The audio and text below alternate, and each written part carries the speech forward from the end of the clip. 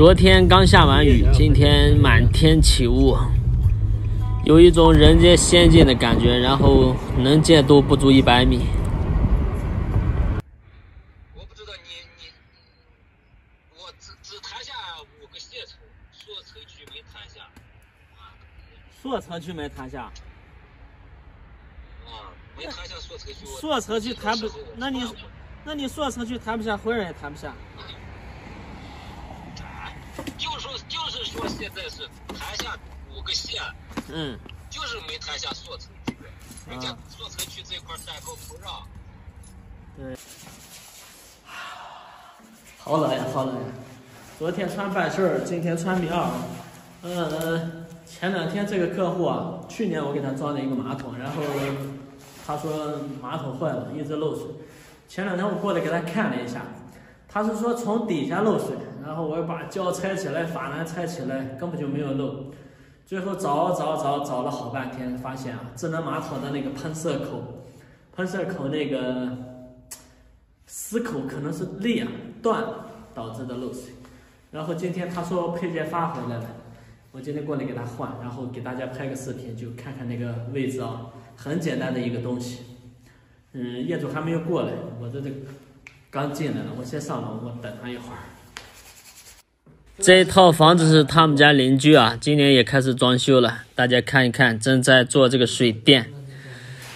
买这个房子呢，人家已经铺了地暖了，所以说水电工他就要做的就是走水管铺电线，然后暖气啊只做了4组，他这边可能要加2到3组。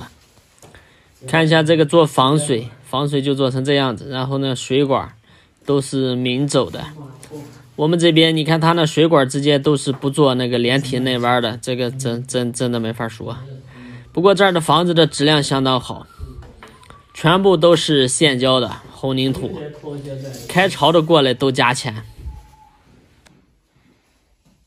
墙皮全部铲掉以后重新刮。来了，这个业主来了，我们看一下这个马桶。那天我都把它拆起来了，客户打电话，你装的马桶漏水了，我的天呀，去年装完的，我是今年就漏水。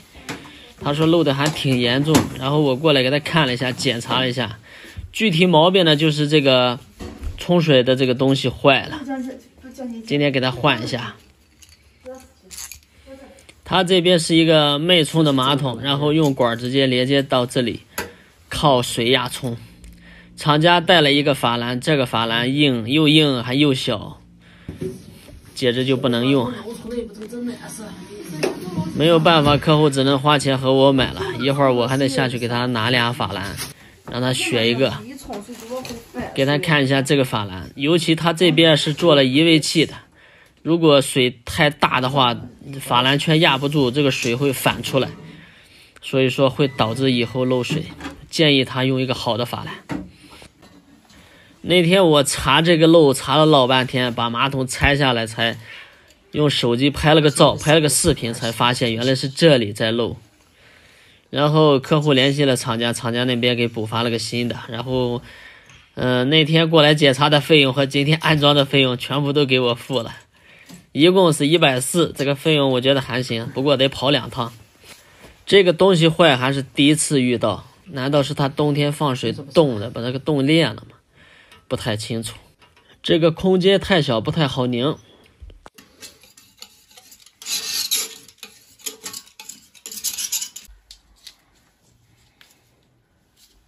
看看这个法兰圈，就这么小，这么薄。看这里。这个就是当时用移位器移过的，像这种移过的，我们装普通的马桶就不建议装那个虹吸的，应该装直冲的。虹吸的话效果不太好。我帮客户又拿了2个法兰，让他选一个，客户直接选一个最好的。对，这是合件。3个法兰放在一起也做了对比，那真是一分价钱一分货呀。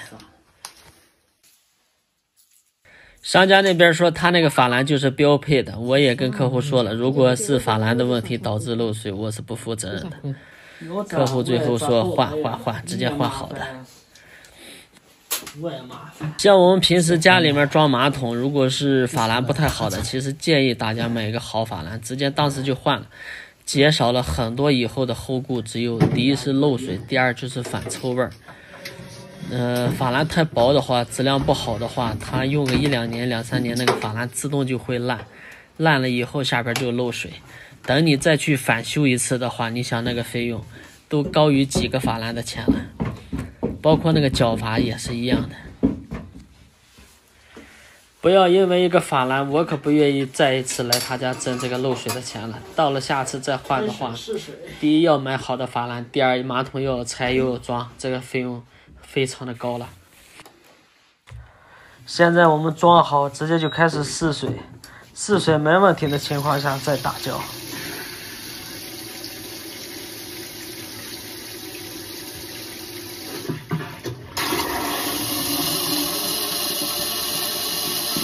现在的智能马桶对水压要求特别高，在我们安装的时候，很多时候是需要拍照上传那个水压表照片的。安装的师傅我们可以自己备一块水压表，来的时候先给它测一下水压，水压够的话我们再安装。买这东西建议大家尽量买品牌的，因为售后能跟得上。今天的视频就拍到这儿了，拜拜。